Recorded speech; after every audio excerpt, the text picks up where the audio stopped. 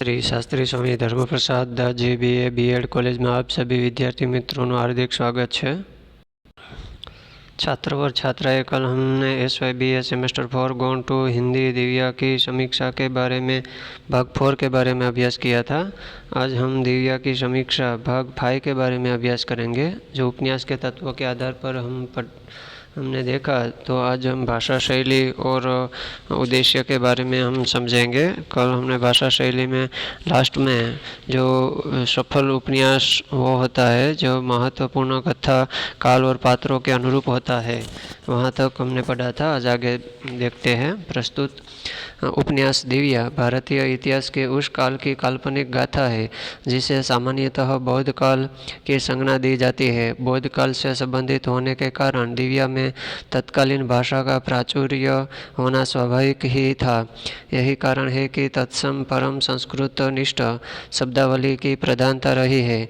स्थविर, अभिचर्म, अहर्त, कंभकर, भंते, जातक, थेरी, धर्मचक्र, निर्वाण, प्रवज्या, श्रमण, त्रिशरण आदि शब्द पाली अपभ्रंश आधारित है। राजल्य, कुकर, बुढ़िया, ब्योरे, बुदबुदा आदि शब्द तद्भव है। मापक, मच्छर, पहर, ढीले ढाले, पाव, चमक आदि शब्द देशज है। अधिष्ठात्री, आजानु, अंतर्वार्षक, अंगद, अश्वस्थ, अधर्वयु, ईर्षत, उत्तरीय, कृष्मांड, पुष्करिणी आदि शब्द संस्कृत निष्ठ है। दिव्या की भाषा में कहावत, मुहावरों का प्रयोग बहुतायत से मिलता है। भाषा का सबल पक्ष है सूक्ति समावेश। कुछ सूक्तियाँ है संतति का शोक मनुष्य को निःसत्व कर देता है, न्याय व्यवस्था के अधीन है, अनाभ्यास विद्या का शत्रु है, जीवन जल का पात्र है, नारी सृष्टि का साधन है आदि। तो शैली की दृष्टि से जो यशपाल ने वर्णनात्मक को अधिक स्थान दिया है, इसलिए उपन्यास में दिव्या भारतीय इतिहास की दृष्टि से जो है तो काल के अनुरूप जो काल्पनिक गाथा भी कही जाती है। और बौद्ध काल से संबंधित होने के कारण दिव्या में जो तत्कालीन भाषा का जो प्राचुर्य होता है वो भी स्वाभाविक है। इसमें तत्सम शब्द और संस्कृत के शब्द और तद्भव शब्द भी देखने को मिलता है। और दिव्या की भाषा के साथ साथ जो कहावतें, मुहावरा का प्रयोग भी मिलता है। यहाँ सबल पक्ष और सूक्ति का समावेश भी होता है। जो संतति का शोक मनुष्य को निःसत्व कर देता है, न्याय व्यवस्था के अधीन है, अनाभ्यास विद्या का शत्रु है, जीवन जल का पात्र है, नारी सृष्टि का साधन है। तो इस तरह सूक्तियों का उपयोग भी किया गया है। तो यशपाल ने जो शैली के दृष्टि से जो 3 रूप दिखाई दिए हैं वो वर्णनात्मक, कथोपकथन शैली और विवेच्य शैली। तो वर्णनात्मक शैली में जहाँ लेखक सब वर्णन और स्वयं करता है, इसके बारे में वर्णन किया गया है। और कथोपकथन शैली में संवाद के रूप में ऐसे स्थलों पर प्रभाव अधिक पड़ता है जहाँ कथोपकथन शैली का उपयोग भी होता है। और विवेच्य शैली, जब लेखक स्वयं या कोई पात्र किसी दार्शनिक बात पर विवेचना प्रस्तुत करता है।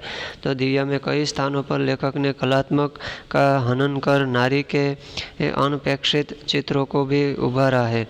तो शिथिल दिव्या के मेरुदंड और कटी को उसने अपने गूढ़ आलिंगन में और अधिक समेट लिया। तो दिव्या के कंचुक में बंधे उरोज उसके हृदय की धड़कन को आश्रय देने के लिए ही आगे बढ़ आए थे। व्यग्र पृथुसेन के प्राण ओठों पर आकर दिव्या के प्राणों के लिए विकल हो उठे। दिव्या के ओठों को पाकर वे उनसे पृथक होना न चाहते थे।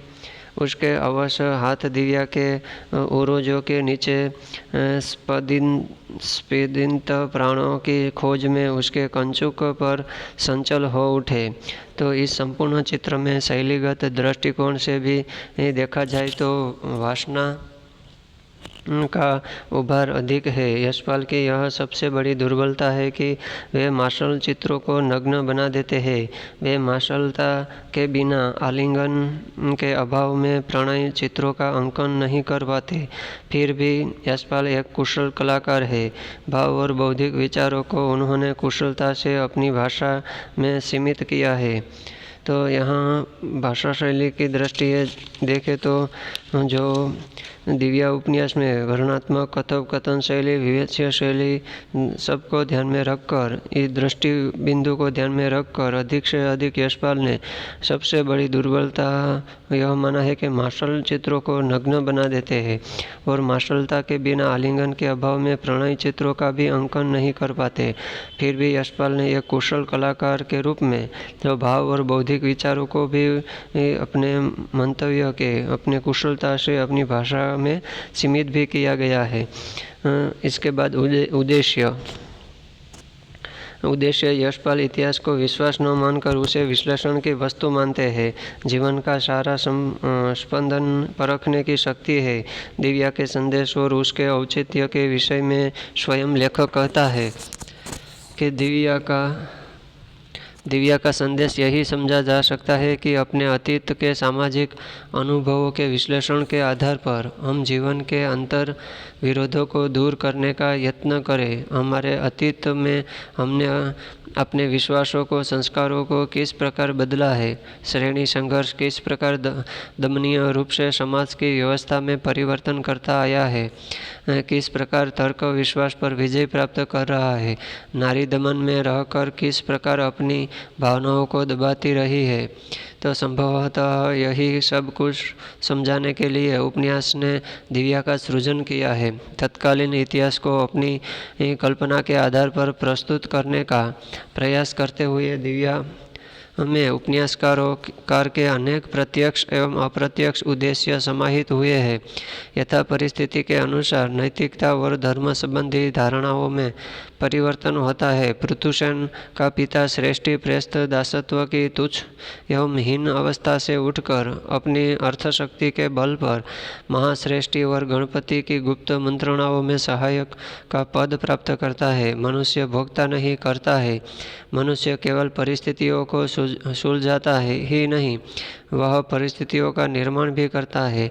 मारिस के चारवाक दर्शन से प्रभावित विचारधारा उसकी कर्मण्यता को सूचित करती है। जीवन के प्रति उसकी अटूट आस्था है, तो जीवन विमुखता की बात उसके लिए पूर्णतः असह्य है।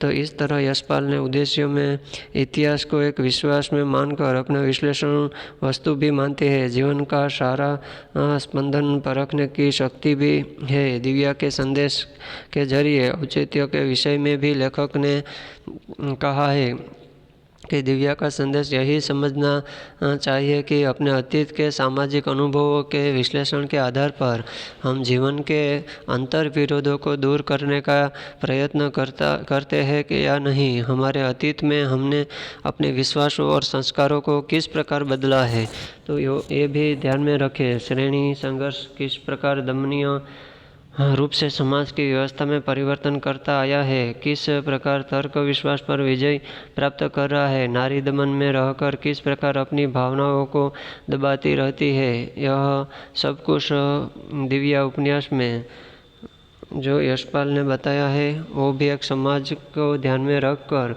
उपन्यास में दिव्या का सृजन भी इस तरह किया है। तो मार्क्सवादी उपन्यासकार होने के कारण यशपाल के साहित्य का सर्व प्रमुख प्रयोजन है और समाज के शोषण का अंत। यह शोषण चाहे पूंजीपतियों द्वारा सर्वहारा वर्ग का हो या पुरुष द्वारा नारी का, यशपाल ने अपनी पूरी शक्ति के साथ उसका विरोध किया है। दिव्याकालीन समाज में शोषण चक्र अपनी पूर्ण गति के साथ घूम रहा था, तो जातीय भेदभाव अत्यधिक उग्र रूप धारण कर चुका था। अभिजात वर्ग की अहमन्यता और इतर वर्ग की प्रतिक्रिया के फलस्वरूप दोनों वर्गों का संघर्ष दिन प्रतिदिन बढ़ता जा रहा था। रुद्रधीर शोषण वर्ग का नेता है और पृथुसेन शोषितों का नायक। मद्र गणराज्य को सामंती शासन व्यवस्था में दास वर्ग और नारी वर्ग की अत्यधिक शोचनीय स्थिति का चित्रण करते हुए यशपाल ने शोषण की इस अमानुषिक वृत्ति का विरोध किया है। नारी के प्रति पुरुष के भोगवादी दृष्टिकोण का विरोध भी दिव्या के रचयिता का उद्देश्य रहा है। इस प्रकार औपन्यासिक तथ्यों के आधार पर दिव्या को सभी रूपों में सफल माना जा सकता है। तो हाँ, यहाँ हमने लास्ट में उद्देश्य में देखा कि जो उपन्यासकार यशपाल है वो साहित्य का सर्वप्रमुख प्रयोजक तरीके देखते हैं कि जो नारी वर्ग में अत्यधिक शोषित स्थिति का जो चित्रण रजू किया है, तो यशपाल ने शोषणों की इस अमानुषिक वृत्ति का जो विरोध भी किया है। नारी के प्रति पुरुष के जो भोगवादी दृष्टिकोण होता है उसका विरोध भी दिव्या के जरिए रचयिता के उद्देश्य के ध्यान में रखकर वो बात बतलाई है। तो इस प्रकार यहाँ दिव्या उपन्यास है, तो इस कहानी अथवा तत्वों के आधार पर दिव्या को सभी रूपों में एक सफल उपन्यास के रूप में माना जा सकता है। हाँ, तो छात्र और छात्राएं, आज हम जो हिंदी दिव्या उपन्यास की जो तत्वों के आधार पर समीक्षा की है, तो आज भाग 5 के जरिए हमने 1 भाग 2 3 4 5 भाग में यहाँ जो उपन्यास के तत्वों के आधार पर दिव्या की समीक्षा है वो आज हम पूर्ण करते हैं। अस्तु।